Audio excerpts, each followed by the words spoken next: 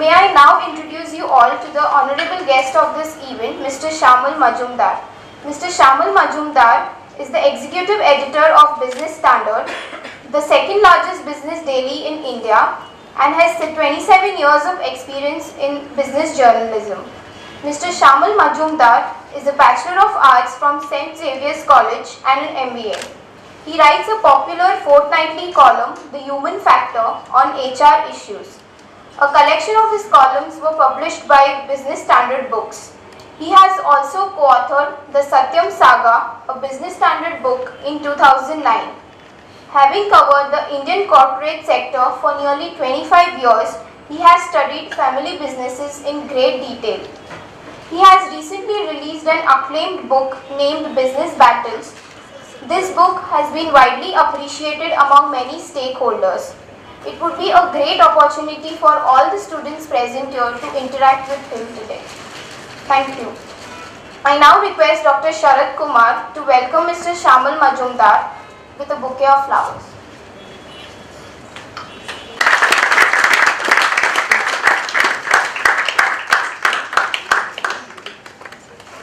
Thank you, sir. There have been three kind of family-owned businesses in India. The first group was of companies or groups which understood the winds of change is coming, took action in advance and averted a disaster later. The second category of companies is who went into this kind of a situation, in this mess, quickly realized that there has to be a course correction and immediately took those steps. So they also averted. And there has of course been a third group of companies who were almost on the path of self-destruction. They didn't do, they just saw as the world went past them. Coming back to those specific groups, I think Godrej Group is an example. I think the Goenkas is an example. What did the Goenkas do?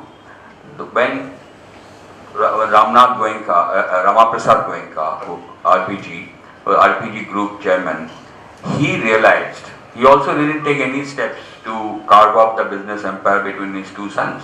But when he saw what happened to the Ambani family, one of the reasons for this Ambani family dispute was Dhirubhai Ambani, though he was such an astute businessman, he never prepared a proper succession plan or a will for the family. So that led to a lot of problems of which we are aware of. But Ramaprasad Goenka, then he realized that he has to do it, and the division of the business empire has been very, very smooth.